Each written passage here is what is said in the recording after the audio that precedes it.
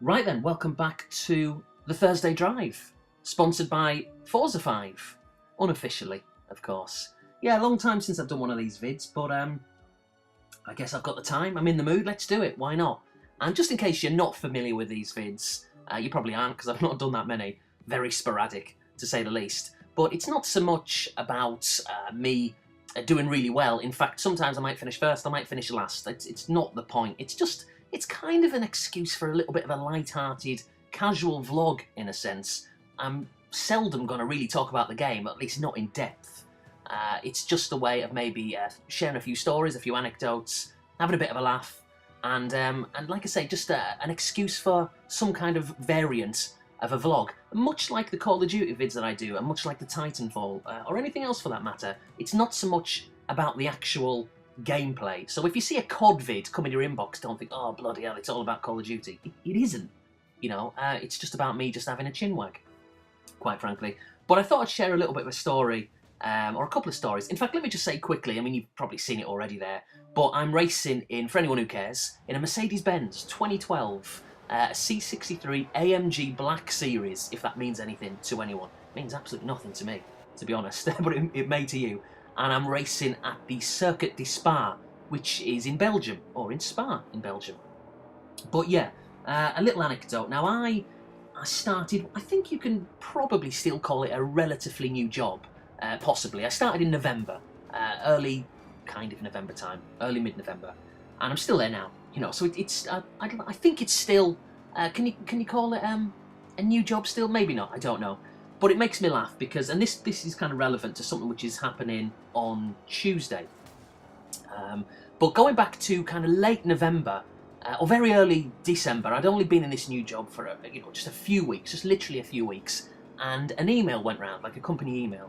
Now it's a small company, it's grown, it's doubled pretty much since I've got there, but there's only about 16 people there who are currently here now. But like I say, in the space of 4, 5, 6 months, it's got to, I think 16 is the current amount, and we're probably going to be expanding even further. But I digress. But like I said, there's about 8, 9, 10 of us, whatever it was, going back to late November, early December, and a company email went out from a particular girl, no names mentioned, Jennifer, and and she, in this email, she said basically, right guys, we're going to have a company dinner, and it's going to be at this place, I can't even remember what you call it, some Bay Area restaurant. It's going to be there, and we're going to go there at lunchtime, and it's going to be great. We're celebrating a couple of people's birthdays. One of them was the boss, and another was obviously just another colleague. And yeah, just enjoy it. It'll be fun, and we'll have some team spirit, and we'll have a laugh, and all the rest of it. And I read it, and I thought, great, brilliant. I don't have to buy my own lunch today from across the street like I usually do. Every day you're looking at $6, $7, $8, $9, $10, and it really racks up, the price. But that's a story for another day. And so everybody went there. In fact, I actually sent a reply to her, and I said, is anyone else going? I said, because I'm not really sure. And she went, everyone's going. And I thought, well, I can't be the only one not to show up. I've only just started this job. I'd only been there 2 or 3 weeks. I can't not turn up. And it's at a lunchtime as well. It'd be maybe different if it was after work, because obviously we've all got our own interests and life and stuff that we want to do. So it was during lunchtime, so 12 o'clock. So I didn't really have an excuse. So I went, oh, okay, I'll go. And it was a sushi restaurant as well. I can't stand sushi food. But anyway, I went because I wanted to make, a good impression. And so I thought, it's a free dinner. It's great, So anyway, you know what's coming. You probably do when I say free dinner, because it wasn't a free dinner. And me, the mug that I am, didn't take my wallet with me. Can you imagine? Oh, man, how cringeworthy. So we, but no one said anything. So there we were having this sushi and whatever side order. I didn't actually hate it. I thought I would hate the food. I thought it was alright. I didn't love it. I just thought it was alright. I won't race to go back there again. Again, I'll come to that in a second. But yeah, basically, we had the dinner, we had a laugh, it was fun, a bit of banter going on. And the girl comes round at the end, the waitress, essentially, and she puts the little kind of leather wallets, obviously with how much, it's like a receipt and how much you've got to pay. And she puts one on everyone's desk. And if you'd have seen the look on my face, I felt, I couldn't believe it, honestly. I was so nervous and embarrassed because I didn't bring my wallet with me. I thought it was free because no one had said anything about having to pay for it. And I just watched. It was like something out of like a kind of a really bad, cringe-worthy part of a movie where everybody was kind of smiling, having a chat, getting out their wallets and their credit cards.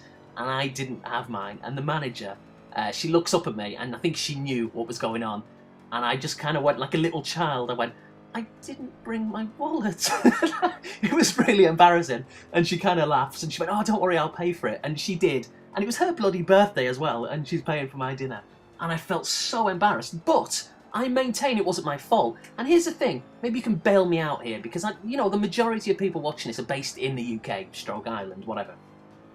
And I don't know, see, if it's in the UK and your boss or somebody says, right guys, we're going out for dinner today at lunchtime, 12 o'clock, would you presume that it's going to be paid for? Because I did, and I would. So I don't know whether you just put this down to some kind of cultural clash, because everybody else just presumed that, they'd pay for it themselves, but I didn't. Because I was asked to go along.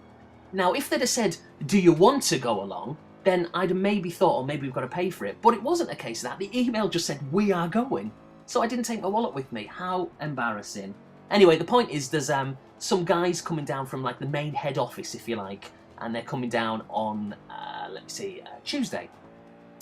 And so by the time you watch this vid, the dinner would have already taken place. But what they're wanting to do is to go to that very same restaurant, which I hated the bloody food, and go there after work. Now, I'm not going, because it's after work and all the rest of it. I think I may be the only one who's not going, but I just don't want to, because, I know it might create like a bit of a bad impression, because it's people from the head office and they want to see that we've all got team spirit. But I think, to be fair, I think if people at work start to interfere with your private life, I think that's a bit of an issue.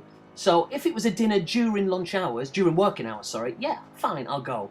But the minute they start to do it in the evening, that's nothing to do with me. I go to work, and that's it. I don't want to socialise with them. With the greatest of respect, they're all nice people. But, I want my me time. That's what my spare time is for. So I'm not going to be going to that.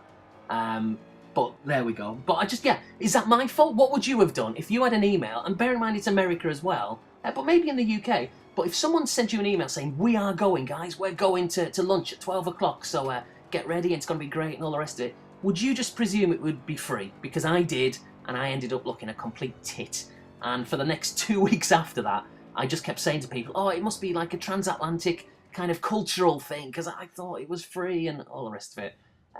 But even though I did legitimately, genuinely think that, it didn't hide the embarrassment of sitting there. Just picture the scene, like everyone getting their wallets out and me knowing I haven't brought my wallet with me. Intentionally didn't bring it with me. It's not like I'd forgotten it. I intentionally didn't bring it because I thought it was free. How embarrassing. So, like I say, they're going to have this big kind of do, if you like, on Tuesday. But I'm definitely not going. Definitely not. But there we are. So anyway, little bit of a vlog of sorts, if you like. I know it's a bit of a rubbish vid. Probably the worst one you've watched today. Maybe not. But there we are. Just wanted to share it with you. So more videos from me, as ever. Got the Titanfall vid, which you would have seen. Well, you may not have seen. May not be interested in Titanfall. Whatever else. The usual vids, as and when I find the time. Thanks to all the new subs. I've had a lot. I've hardly thanked anyone. I've just literally been really, really busy. But I'm really going to try and, watch other people's vids on a lot more of a regular basis. And to comment and all the usual. You know the drill. So, until my next vid, thanks for watching. And I'll see you later.